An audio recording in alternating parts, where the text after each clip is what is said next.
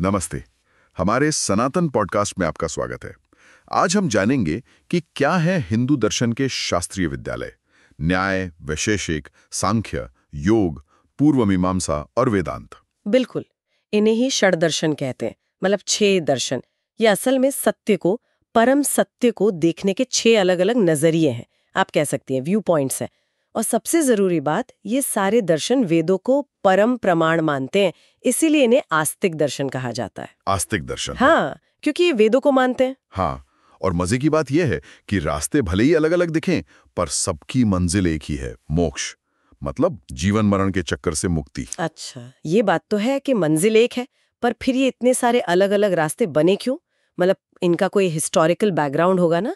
क्या कोई खास वजह थी कि एक ही समय के आसपास इतने सारे दर्शन सामने आए? हाँ, देखिए, ये कोई एक दिन में नहीं बने। इनका विकास एक बहुत लंबे दौर में हुआ। हम कह सकते हैं करीब 600 BCE से 400 CE के बीच का समय।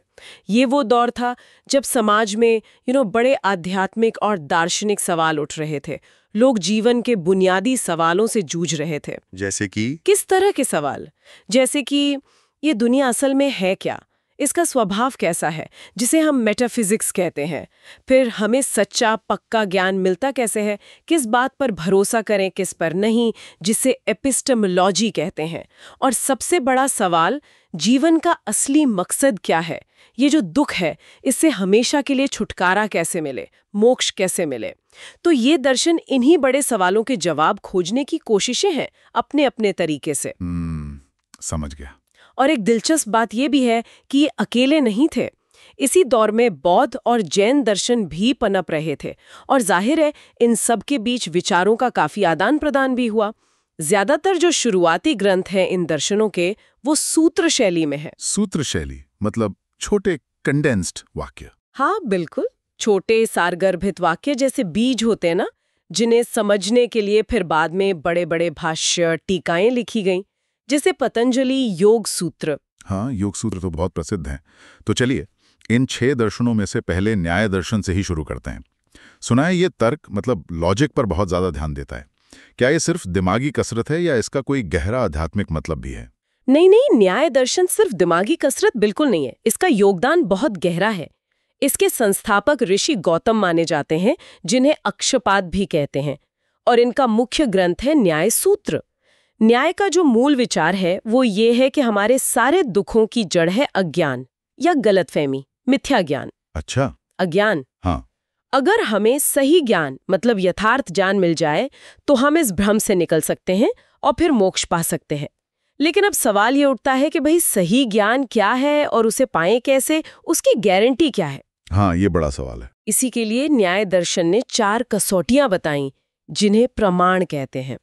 प्रमाण मतलब ज्ञान का साधन या सबूत, जिनसे किसी भी बात की सच्चाई परखी जा सके। 4 प्रमाण कौन कौन से? पहला है प्रत्यक्ष, यानी जो हमारी इंद्रियों, हमारे सेंसेस से सीधे अनुभव हो, जैसे देखना, सुनना, सूंघना, चखना, छूना।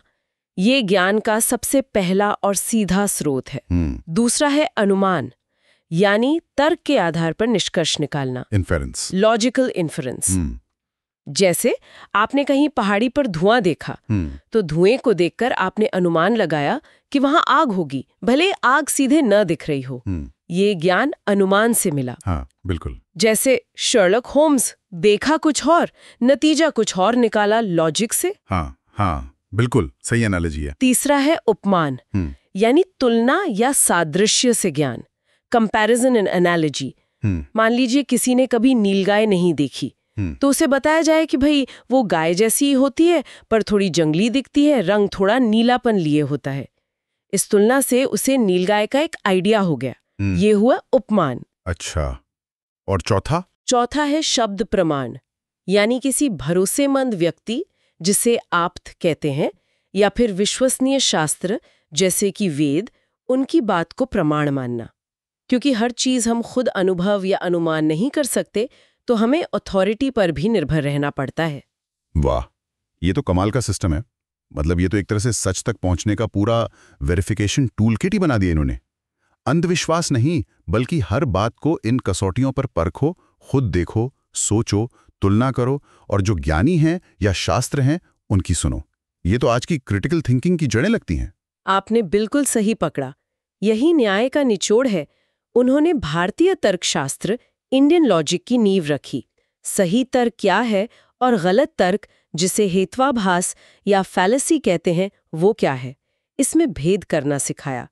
इस पर उन्होंने बहुत बारीकी से काम किया ताकि हम वाद विवाद में या अपने मन में सोचते समय सही नतीजे पर पहुंच सकें। और ये सिर्फ फिलोसोफर्स के लिए नहीं है, ये तो रोजमर्रा की जिंदगी में भी सही फैसले लेने के लिए बहुत जरूरी है। सही बात है। एक और बात, न्याय दर्शन ने ईश्वर के अस्तित्व को साबित करने के लिए भी तर्क का ही सहारा लिया।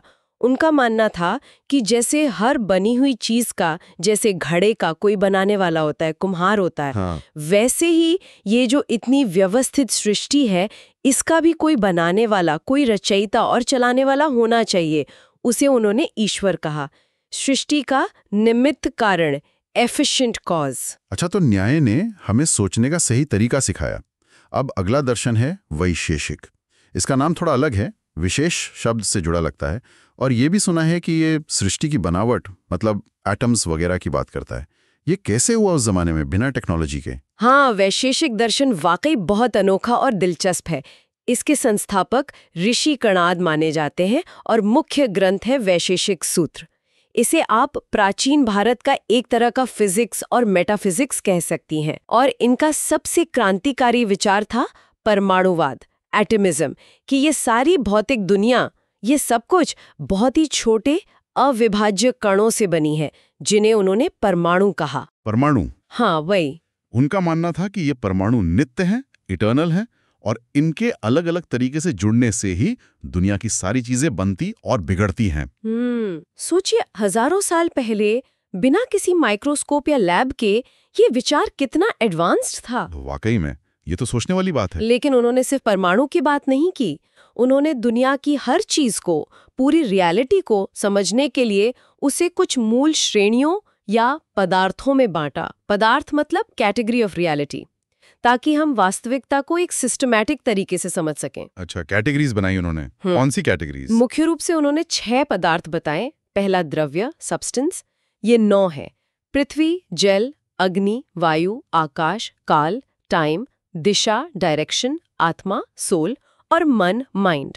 ये वो मूल चीजें हैं जिनमें गुण और क्रिया रहती है। 9 द्रव्य। दूसरा गुण, क्वालिटी। ये द्रव्यों की विशेषताएं हैं, जैसे रूप, रस, गंध, स्पर्श, संख्या वगैरह। करीब 24 गुण बताए उन्होंने। तीसरा कर्म, एक्शन, मूवमेंट, चीजों में होने वाली गति या क्रिया। चौथा सामान्य, यूनिवर्सैलिटी, वो साझा गुण जो एक वर्ग की सभी चीजों में पाया जाता है, जैसे मनुष्यत्व सभी मनुष्यों में, या गोत्व सभी गायों में। अच्छा, जनरलिटी या कॉमननेस। हाँ। पांचवा विशेष, पर्टिकुलैरिटी। यही वो कॉन्सेप्ट है जिससे इस दर्शन का नाम पड़ा। ये वो अनोखापन है जो एक परमाणु को दूसरे उसी तरह के परमाणु से भी अलग करता है। ये इंडिविजुअलिटी का सिद्धांत है जो हर नित्य द्रव्य को यूनिक बनाता है। और छठा समवाय, इनहेरेंस। ये एक ऐसा अटूट नित्य संबंध है जो अलग नहीं किया जा सकता, जैसे धागे और कपड़े का संबंध या गुण और द्रव्य का संबंध। ये संयोग, कंजंक्शन से अलग है जो टेम्पररी होता है। और कुछ लोग सातवां भी मानते हैं। हाँ, बाद के कुछ वैशेषिक विचारकों ने सातवां पदार्थ अभाव, नॉन एग्जिस्टेंस या एब्सेंस भी जोड़ा। किसी चीज का न होना भी तो एक वास्तविकता है। गजब, ये तो वाकई दुनिया को समझने का एक पूरा खाका, एक फ्रेमवर्क तैयार कर दिया। मतलब हर चीज को उसकी कैटेगरी में रखो, उसके गुण देखो, उसकी क्रिया समझो, उसमें कॉमन क्या है, यूनिक क्या है, संबंध कैसे हैं। लेकिन क्या ये सिर्फ एक बौद्धिक वर्गीकरण था, इंटेलेक्चुअल क्लासिफिकेशन, या इसका मकसद भी वही मोक्ष था? बिल्कुल, मकसद वही मोक्ष था।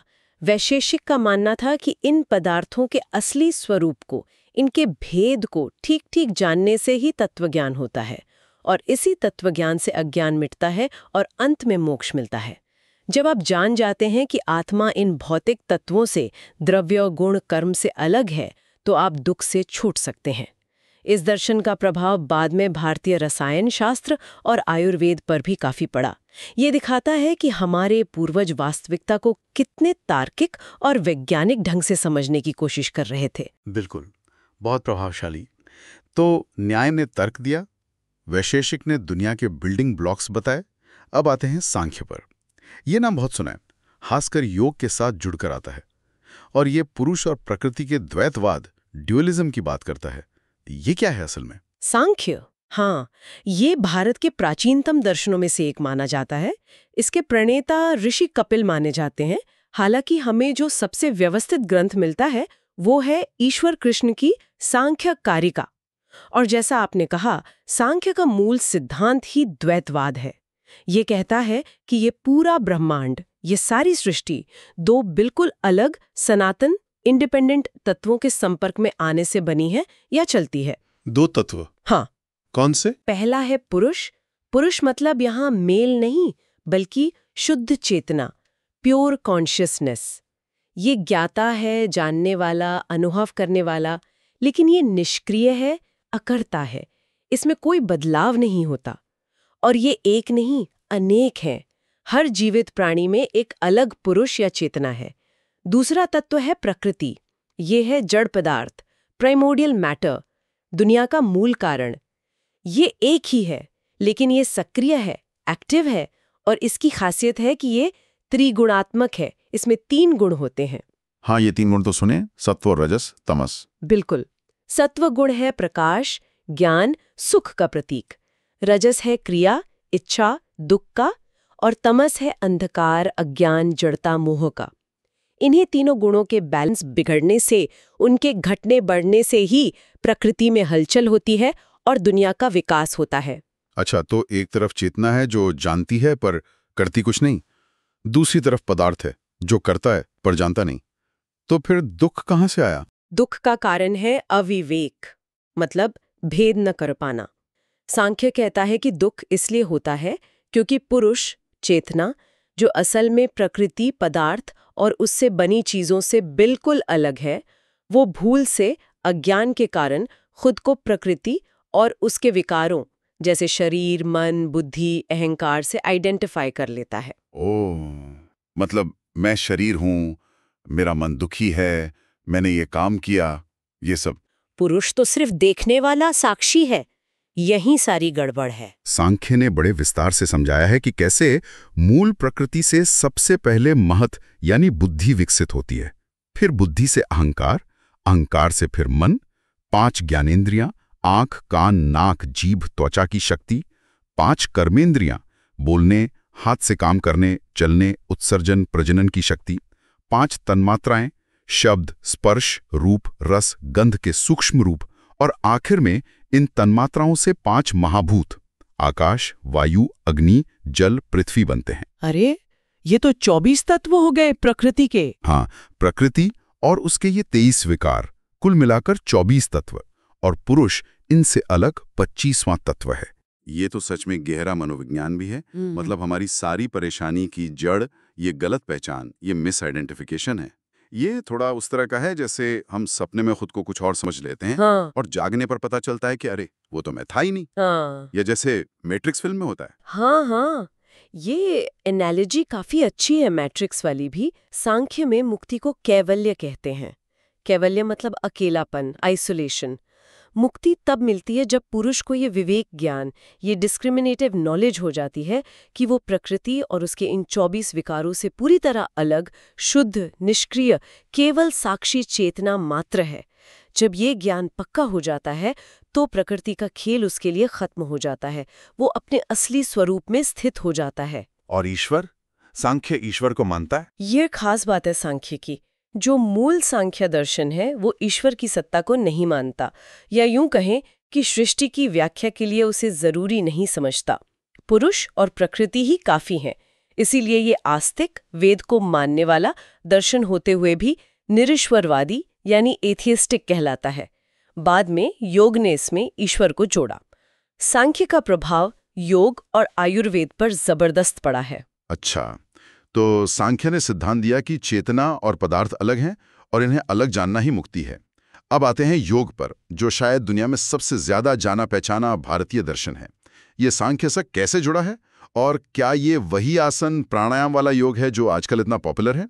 हाँ, ये वही योग दर्शन है जिसके संस्थापक ऋषि पतंजलि माने जाते हैं, और जिनका महान ग्रंथ है योग सूत्र।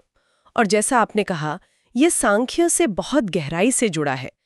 योग दर्शन सांख्य के तत्व ज्ञान को, मतलब पुरुष प्रकृति के भेद वाले सिद्धांत को पूरी तरह स्वीकार करता है। आप कह सकती हैं कि योग सांख्य का प्रैक्टिकल साइड है, उसका व्यवहारिक पक्ष है। सांख्य ज्ञान देता है, योग उस ज्ञान तक पहुंचने का रास्ता दिखाता है। अच्छा, तो सांख्य थ्योरी है, योग प्रैक्टिस है। हाँ, मोटे तौर पर कह सकते हैं, लेकिन एक बड़ा अंतर ये है कि योग दर्शन ईश्वर की सत्ता को मानता है, जिसे वो पुरुष विशेष कहते हैं, और ईश्वर को साधना में महत्वपूर्ण स्थान देता है। पतंजलि योग की परिभाषा ही देते हैं, योगः चित्तवृत्ति निरोधः। योगः चित्तवृत्ति निरोधः, इसका क्या मतलब हुआ? इसका मतलब है चित्त यानी मन, बुद्धि, अहंकार का कॉम्प्लेक्स की वृत्तियों यानी विचारों, भावनाओं, स्मृतियों की जो लहरें उठती रहती हैं का निरोध यानी उनको रोकना, कंट्रोल करना ही योग है। मन को शांत और स्थिर करना योग का पहला कदम है। और लक्ष्य? लक्ष्य योग का भी वही है जो सांख्य का है, कैवल्य यानी पुरुष का अपने असली स्वरूप में स्थित हो जाना, प्रकृति के बंधनों से पूरी तरह मुक्त हो जाना। लेकिन योग इसके लिए बहुत ही सिस्टमैटिक और प्रैक्टिकल रास्ता बताता है, जिसे कहते हैं अष्टांग योग, 8 अंगों वाला योग। अष्टांग योग, हाँ, ये नाम भी सुना है। ये 8 अंग कौन से हैं? ये 8 अंग असल में साधना के स्टेप्स जैसे हैं, जो एक दूसरे से जुड़े हैं। पहले 2 हैं यम और नियम। ये नैतिक और चारित्रिक तैयारी है। यमा में 5 सामाजिक नियम हैं: अहिंसा, सत्य, अस्तेय, चोरी न करना, ब्रह्मचर्य, संयम, खासकर इंद्रिय संयम, अपरिग्रह, जरूरत से ज्यादा इकट्ठा न करना। फिर नियमा में 5 व्यक्तिगत अनुशासन है: शौच, शरीर और मन की शुद्धि, संतोष, जो है उसमें खुश रहना, तप, लक्ष्य के लिए कष्ट सहना, स्वाध्याय, खुद का और शास्त्रों का अध्ययन, और ईश्वर प्रणिधान, ईश्वर के प्रति समर्पण। ये तो फाउंडेशन हो गया एक तरह से। बिल्कुल। इसके बिना आदि की साधना मुश्किल है। तीसरा अंग है आसन, स्थिर और सुखद ढंग से बैठने का अभ्यास, जिससे शरीर साधना के लिए तैयार हो और उसमें कोई बाधा न डाले। आजकल जिसे योग समझते हैं वो ज्यादातर आसन ही होता है। चौथा है प्राणायाम, श्वास पर नियंत्रण करके प्राण ऊर्जा को नियंत्रित करना, इससे मन शांत और एकाग्र होता है। 5वां है प्रत्याहार, अपनी इंद्रियों को बाहरी विषयों से खींचकर अंदर की ओर मोड़ना, जैसे कछुआ अपने अंग समेट लेता है। मन को बाहर भटकने से रोकना। हाँ। फिर छठा है धारणा, मन को किसी एक चीज पर, किसी एक पॉइंट पर टिकाना, कंसंट्रेशन। 7वां है ध्यान, जब वो एकाग्रता बिना टूटे लगातार बनी रहती है तो वो ध्यान बन जाता है, मेडिटेशन। और 8वां और अंतिम है समाधि। ये योग की परम अवस्था है, जब ध्याता, ध्यान और ध्येय एक हो जाते हैं। मन अपने ध्येय में पूरी तरह लीन हो जाता है, जहां मैं का भाव भी मिट जाता है। यही कैवल्य की स्थिति है। बाप रे, ये तो वाकई जिंदगी जीने का पूरा नक्शा है। इसमें नैतिकता, अनुशासन, शारीरिक स्वास्थ्य, मानसिक नियंत्रण और ईश्वर भक्ति सब कुछ शामिल है। ये सिर्फ कसरत नहीं, ये तो पूरी आध्यात्मिक यात्रा का रोड मैप है, एक तरह का स्पिरिचुअल फिटनेस मैनुअल। बिल्कुल सही कहा आपने। योग एक होलिस्टिक, एक समग्र जीवन पद्धति है। और पतंजलि ये भी कहते हैं कि ईश्वर के प्रति समर्पण, ईश्वर प्रणिधान से समाधि जल्दी और आसानी से प्राप्त हो सकती है। तो ये सांख्य के ज्ञान को अनुभव में उतारने की सीढ़ी दर सीढ़ी प्रक्रिया बताता है। इसीलिए सांख्य और योग को अक्सर एक साथ एक जोड़ी की तरह देखा जाता है। समझ गया, ये तो बहुत प्रैक्टिकल दर्शन लगा। अब चलते हैं अगले दर्शन पर, पूर्व मीमांसा। पूर्व यानी पहले का, ये किस चीज के पहले हिस्से की बात कर रहा है और इसका मुख्य फोकस क्या है? कर्मकांड वगैरह? हाँ, आपका अंदाजा सही है। यहाँ पूर्व का मतलब है वेदों का पूर्व भाग, यानी संहिता और ब्राह्मण ग्रंथ। इन ग्रंथों में मुख्य रूप से यज्ञ, कर्मकांड, रिचुअल्स और उनके फलों की चर्चा है। इसीलिए पूर्व मीमांसा को कर्म मीमांसा भी कहते हैं। इसके संस्थापक ऋषि जैमिनी माने जाते हैं और मुख्य ग्रंथ है मीमांसा सूत्र। इस दर्शन का सारा जोर वेदों में बताए गए यज्ञों और अनुष्ठानों को सही ढंग से समझने और उन्हें करने पर है। अच्छा, तो ये रिचुअलिस्टिक स्कूल हुआ। हाँ, कह सकते हैं। इनकी कुछ मुख्य मान्यताएं हैं जो इसे बाकी दर्शनों से थोड़ा अलग करती हैं। पहली, ये मानते हैं कि वेद अपौरुषेय है। अपौरुषीय मतलब किसी पुरुष या इंसान ने उन्हें नहीं लिखा, वो शाश्वत है, अनादि है। इसीलिए वेद स्वतः प्रमाण है, उन पर सवाल नहीं उठाया जा सकता, वो इनफैलिबल है। दूसरी मान्यता, वेदों में जो कर्म बताए गए हैं, खासकर यज्ञ, अगर उन्हें बिल्कुल सही विधि विधान से किया जाए तो उनका फल मिलना निश्चित है। ये कर्म अपने आप में एक अदृश्य शक्ति उत्पन्न करते हैं जिसे अपूर्व कहते हैं, जो भविष्य में कर्ता को उसका फल देती है। अच्छा, मतलब कर्म अपने आप फल देता है, किसी ईश्वर की जरूरत नहीं फल देने के लिए। हाँ, शुरुआती मीमांसा का यही विचार था, कर्म ही प्रधान है, उसे ठीक से करो, फल मिलेगा। तीसरी बात, उनके लिए धर्म का मतलब ही है वेदों द्वारा बताए गए इन कर्तव्य कर्मों, यज्ञ आदि को करना। इसी से स्वर्ग आदि सुख मिलते हैं और पापों का नाश होकर चित्त शुद्धि होती है, जो आगे चलकर मोक्ष में भी सहायक हो सकती है। हालांकि मोक्ष इनका प्राइमरी फोकस नहीं था। तो ये एक तरह की रूल बुक फिलॉसफी हो गई। देखो, ये नियम हैं, ये कर्तव्य हैं, इन्हें ठीक से निभाओ, अच्छा फल मिलेगा। हाँ, आप ऐसा कह सकते हैं।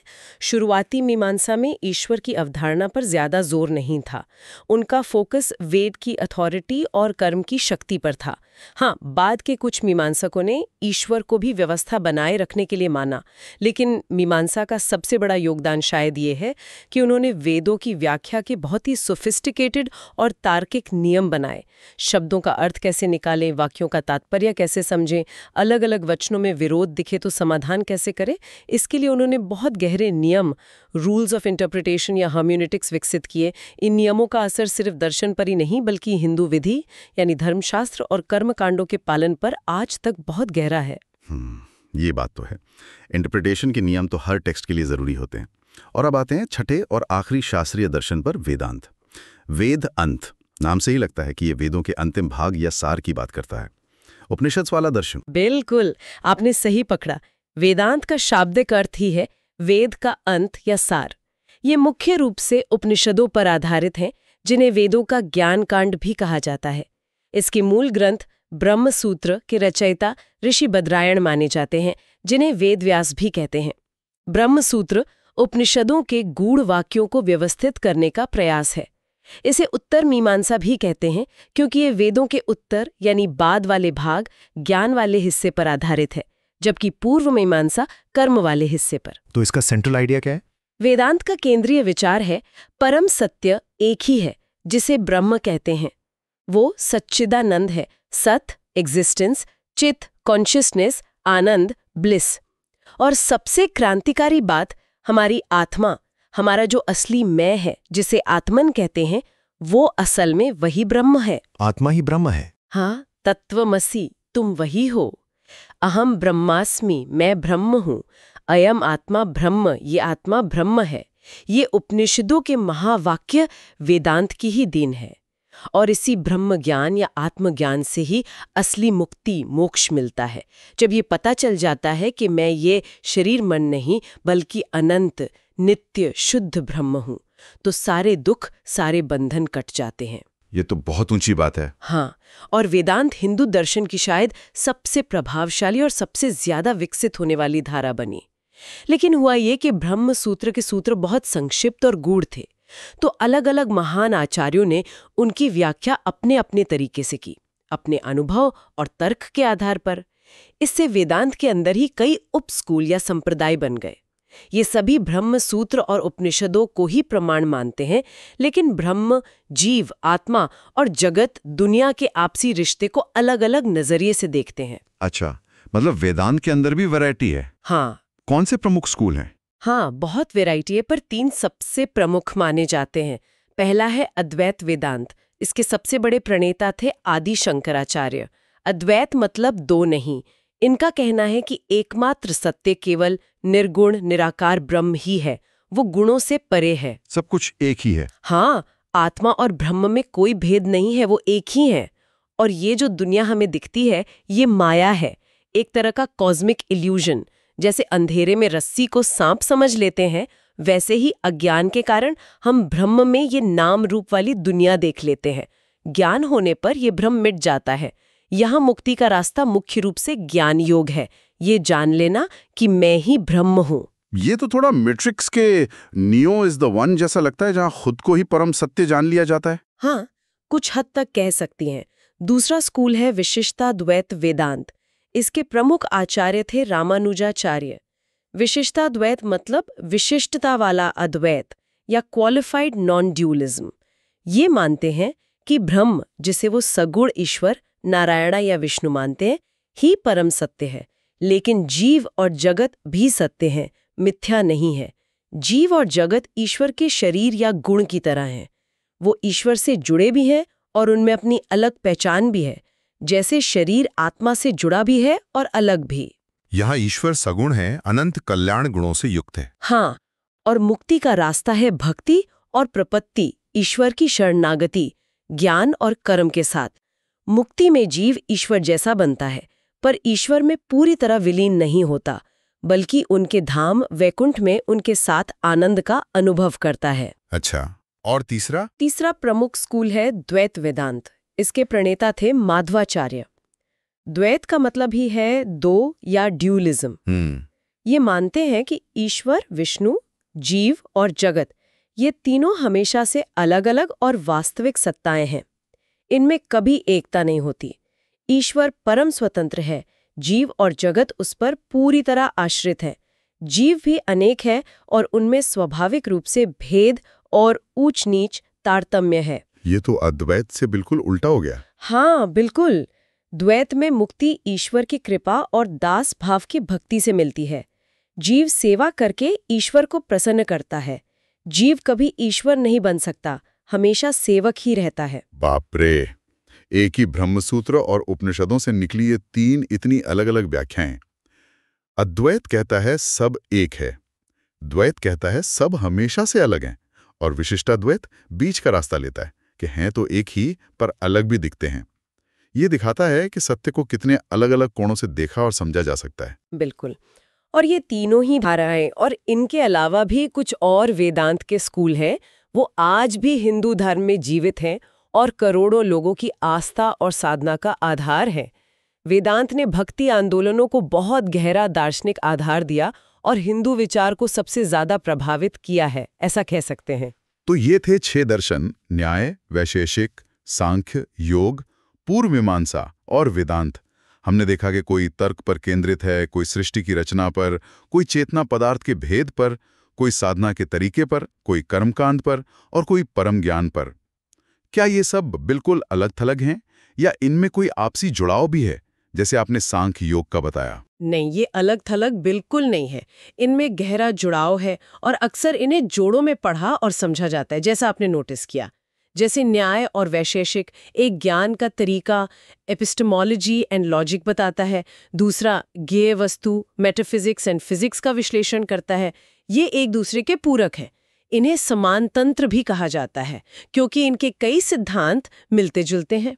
फिर सांख्य और योग, सांख्य सिद्धांत बताता है, थ्योरी, योग उसे पाने का अभ्यास, प्रैक्टिस। ये भी एक क्लासिक जोड़ी है। और पूर्व मीमांसा और उत्तर मीमांसा, वेदांत, ये तो वेदों के ही 2 कांडों, कर्म और ज्ञान पर आधारित है।